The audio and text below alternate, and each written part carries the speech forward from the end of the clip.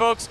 Chris Waters here, hosting on the live stage show at GameSpot 2014's coverage of E3. I'm super excited to be closing out the show here, and we're closing it out in a really colorful way with The Last Tinker is something, something, something. These guys are going to tell me what it is. It's Dominik and Mo from Me Productions. Guys, welcome to the stage. Hi, thank you. So first things first, The Last Tinker. City of Colors. City of Colors. Yeah. I even asked you that before the show. I couldn't get it. Couldn't get it. It's a hard title. Okay, so The Last Tinker, City of Colors. One look at this game, and you understand where the City of Colors parts come from. This is a very vibrant, very saturated kind of environment. What are you guys going for with this art? Is that what you guys, where did the art inspiration come from for this? There are two things. Like, we looked at some artists that we really liked, like Hundertwasser, he's like an Austrian artist, and Nico Di Sonfal, which is from Italy, I think. They're some very nice artists. They have like those like colorful things, vibrant, very smooth forms and stuff. And we really wanted to have like something that is not like grayish or not a black and white thing. We wanted to bring back colors and have something like very nice to look at, where you like just feel good when you watch it and you're enjoying it. So far, it's working. I feel good. I liked especially those cacti before, and these doors here kind of have that corrugated cardboard look to them. So, in terms of that sort of design, it gives us this crafted feel. Yeah, that exactly is one very big thing in the game, because all the people are artists and curators, so they will build the world themselves. They all did it by their own hands. That's why it's handcrafted, of course. Nice. Someone handcrafted these rails, apparently, for sliding along. Yeah. And this was a little slow-mo action. Are we trying to grab a cup of coffee there?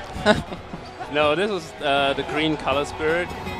He's the embodiment of the green color, which is also tied to the emotion fear. So he's a super afraid guy, and he's now with you. And he's the whole time like, oh, don't do that, that's way too exciting, we have to stop you. But you just want to push him, that he like overcomes his fears and that he's like a bit normal again in his head. But right now he's just like, leave me alone. He's freaking out a little bit? Yeah. All right, so tell me about the sort of the premise here, because there you have this character, the green color spirit. That's him. Very trepidatious. Who is the player character? It's Koru. He's the Last Tinker. He's a kind of monkish-looking guy. He's this adventure type. He's very good at crafting stuff, and he has this like special talent that he can learn the power of the colors, and with that he can influence people's behavior. All right, and so learning the power of colors. What does that mean for the player? What kind of things do the power of colors enable you to do? Yeah, so for example, the green color that we will acquire here, or that we already acquired from him, is tied to the emotion fear. So you can make people afraid. For example, if there's an enemy, I can paint him green, and then he like runs off. If there's a ledge, he falls down and dies. That's some cool stuff. So there's some combat, which we'll see in a second. But there's also platforming. Yeah, of course. There's exploring through the environment, and there's getting totally shredded by that gear a few times, huh, Mo? Yeah, I think he has some lag on his controller. Yeah.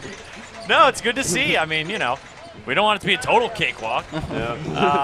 But so, adventuring through, doing some platforming, you guys sort of diversifying the gameplay experience in that way between combat and sort of chatting with folks? Yeah, so we have platforming, combat, and puzzles.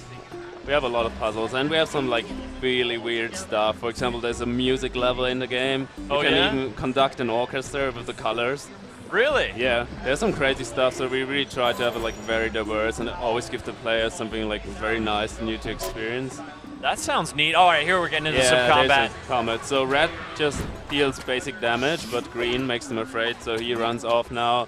And if he would look at the other way, there's like a ledge, you can make them run off. Oh, and just go ahead and just run right off the ledge? Yeah, this one fell. Yep, I saw that. So if you use the environment in a clever way, you can make combat very easy for you. It's just sending them running away. I really like that. So, all right, so are the different color attacks mapped to different buttons on the controller? Yes. And we're playing with a PlayStation 4. There's a PlayStation 4 game, or that we're playing on. That's the platform you're playing on currently. Yeah. Are you also targeting release on other platforms? Actually, we have a Steam version running right now. It's out already. Oh, it's up already? Yeah. Very cool. So people can play The Last Tinker City of Colors on Steam. Yeah. And then you're coming to PlayStation 4? Yes. And we guess to the other consoles as well. Hey, every other little place helps you guys, right? Yes. Now, the enemies were white and colorless, and now you have this sort of undulating blob of colorless area. Yes. What does that mean? What's that all about? That's the thing called the bleakness. It's this white force that sucks out the colors of the world. It even like tries to destroy the world completely. But Gross. That's rude. yeah, but the thing is, it's not about then just defeating like the bleak super boss or something. It's more about inspire the people to work together again. So because this power only comes because of the lack of creativity right now in the world. And so is this one of the people you're trying to help inspire here? This big mushroom guy? This retarded mushroom guy is the guy that always helps you with the puzzles. Oh, so he looks so happy. Yeah, but he's only happy when you whistle. If you're not whistling, he's just grumpy and hates life. But then he's got a real range of emotion there. Yeah. And now he is running like he's terrified.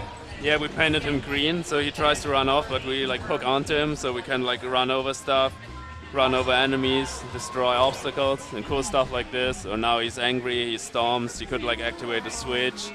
And he yells, and honestly, I'm charmed by that guy. I feel like he's really adorable.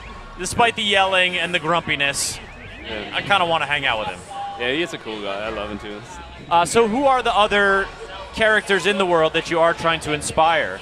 So the city right now is divided into 3 districts. There's the red, the green, and the blue district, and each have his own people.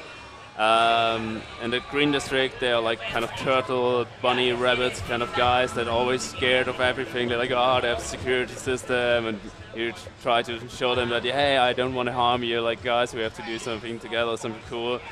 In the blue district, they're like some fat bears. They're like, oh, everything is so bad. And in the red district, they're all about anger, and they like attack you for no reason.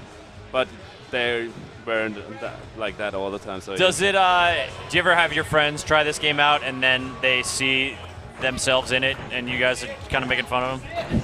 You got your angry all the time friend, right? No, not like that. All right, so sorry, go ahead. No, the only thing that made it in the game is like my hair, kind of. With the main That kind of is your hair. Yeah. I mean, you need a bit of a dye job for it, but yeah, it's so cute.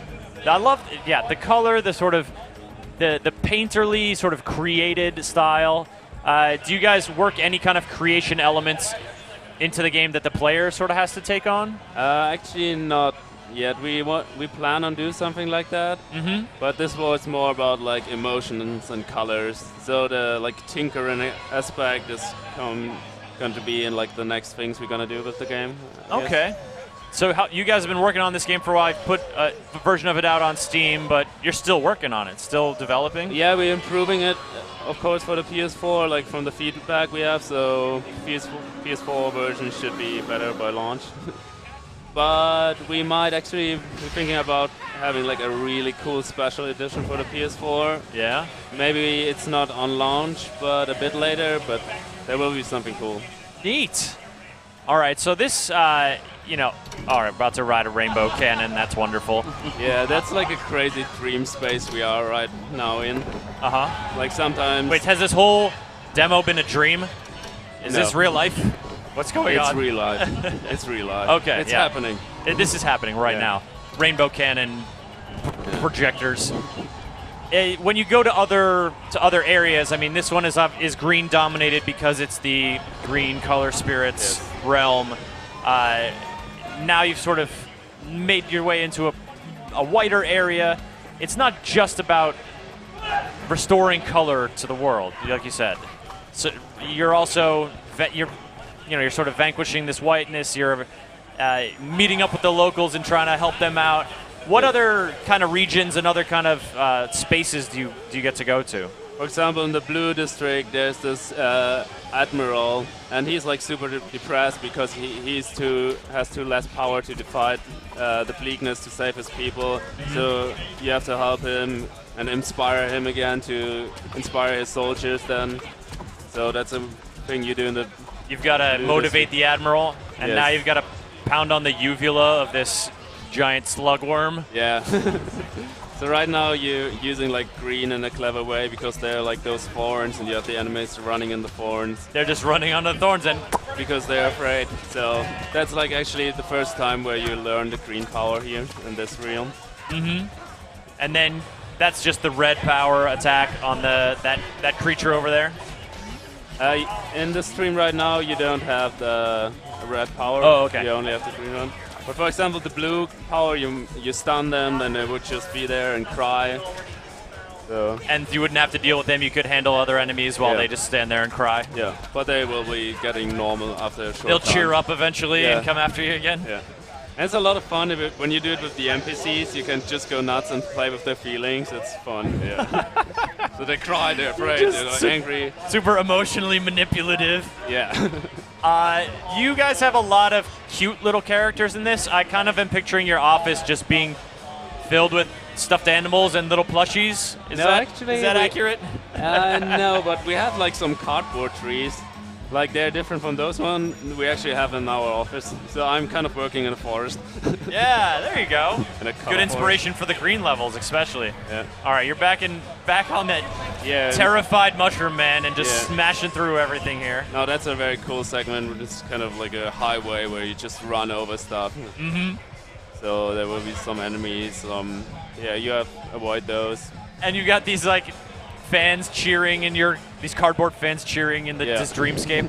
I imagine you mentioned before one of the other sort of creative, outlandish situations you get into is conducting an orchestra Yes. with color. You guys, obviously, The Last Tinker is a very creative endeavor, but you really sort of leaned into it with these dreamscapes, it seems. Yeah, the dreamscapes, they appear like 3 times in the game, so it's not like the biggest Not thing. everywhere, No, not no, a whole no, no. bunch. Okay. No, because like usually we don't show them that much. Just we want to show them for you guys. Well, we appreciate it. I mean, this Yeah. is, this is a cool thing to discover and get to see and get a taste for the kind of jubilant aesthetic of The Last Tinker and the kind of puzzles and stuff you get involved with. No, I he just tries wish to I run could them see this over. guy's face, hollering in terror He's- the whole time. I can't move the camera yeah, I know. there, so That's fine. I can picture it in my mind, and it's delightful. But when there's like enemies around him, he's afraid anyways. So if you go like, I think if you go off him and just stand there, he should be afraid. Yeah. Oh God! That's how he looks. Oh, that poor guy!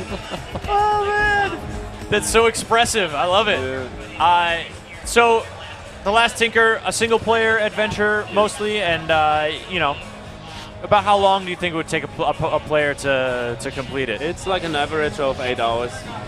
So, and we really try to have no like grinding in it. It's like not a hardcore game. It's more like enjoy, get something new to experience all the time. So. Do you guys have any particular inspirations going into this? I mean, you mentioned the artists, Yes. those colorful European artists. In terms of the story that you wanted to tell, though, what sort of got you going down this path? It's a bit inspired by the Never-Ending Story. Yeah. So about like the lack of creativity and lack of people working together. Mm-hmm. So that's a thing. And there's like a topic of racism also going up, like dividing the city into different colored districts where other colors are not allowed. But it's like not in your face, but it's Yeah, it's just one of the sort of undercurrents Yeah. of the game as well. And Very now cool. we have like slow motion going on here, which is another cool ability you will learn. Slow motion. Wait, is Yes. that an ability or is that just the way that it's sort of panned out No, during the cutscene? No, you Or will during- learn that ability to slow down time. Oh, that sounds good. All right, so tagging each individual one with green. Yeah. We're gonna watch them like all get massively terrified. Gonna go crazy in a second. Yeah, now they just run all off. And what are these little color balls that are coming your way? And those are the color crystals. It's kind of the currency in the game. Okay. And you can like upgrade your combat moves. You can buy some extra health, stuff like this. Can you get a different color scarf Uh, or a new hat? No, actually not. There's not like that much of customization. You get some gear during the game, but Oh, hey, it's the little red guy, the anger color spirit. yes, exactly. Nice. So he's you're about to escape the dreamscape Yeah, and exactly. head on back into the world. Yes. Now we're gonna go back to the green district, which looks like very awesome. Like this, the first part we showed was like the windmill. That's kind of a desolated island, and this is more like a vivid island where people are living. So that looks cooler, I think. So. Oh, all right. So this was not sort of the area you were exploring before. This is back in the city proper. Yes. All right. Well, let's take a quick look around the city, Yeah. and then we'll sort of wrap things up with the last Tinker here. But is there anything else we sort of haven't talked about or explored here in the game that you guys find fun that you want to talk about? Like, did these color spirits just kind of follow you around? Are they invested in your efforts, or you're taking charge and you're like helping them out because they can't help themselves? No, actually, they are helping you. So in the beginning, the red color spirit is actually calling you. He's the only guy that kind of knows what's going on in this world. And then you have to find the other color spirits. And the cool thing is they grant you their powers by going inside your body, so they're the whole time with you. So that's why they can like command on stuff. So they can pop out and tell you like, some blah, stuff. blah, blah, and they're like, go for it. Like, no, don't do it. And for example, there's a father who's missing his son, and there's like a mini quest to earn their trust right now. So you have to find his son, that they will open a gate for you. Mm-hmm. Is that Ram the blue color spirit? What? No. So there were three characters there. There was the dad, there was the green color spirit, and then there was like a little ram. Ah, this guy. Yeah. That's Tab. Oh, actually, we didn't talk about him yet. That's a pity. So he's Tab. He's your best friend. He's the whole time with you also. And he kind of does the talking for you. And the cool thing is he also can help you by showing you the way where you have to go. So can you call Tab? Yeah, I can. So he's always like flying where you kind of next mission objective Nice little is. confetti trail, and he just rockets right out. Yeah. Like he can go through anywhere. Tell me this mushroom guy's name again. He is Bomber. Bonger? Oh, it's not. That's a different dude. Bomber, yeah, but you can change his physique, so you can. Oh, okay, yeah. So there's like a weird plant that can make him big or small. So he's Bomber or Biggs. That dude is my favorite by far. Yeah, I love him too. He's also my favorite. He is so charming. Yeah. This whole game just kind of exudes this charm and this delight. Are you sort of, hoping that people of all ages will enjoy this game? Yes. Is it sort of calibrated difficulty-wise to be very accessible? No, I think it is. We tried to have it like fairly accessible. Yeah. So it's more like some like really hardcore players might find it too easy, but I think if they just want to enjoy it, then they will enjoy it for sure, because it's not about like mastering the last Tinker, it's like enjoy the last Tinker. Absolutely, and even if you've got a mean frown on your face like that little fella. Yeah. So the last Tinker, City of Colors, again, it's available now on Steam. Yes. And you guys are also releasing it for the PlayStation 4. And Later this summer, so later pretty this soon. summertime? Yeah. All right, and then maybe news on other platforms to come. Is there a website or something that people can get information about it at? Yeah, there's our website. It's mimi-productions.com.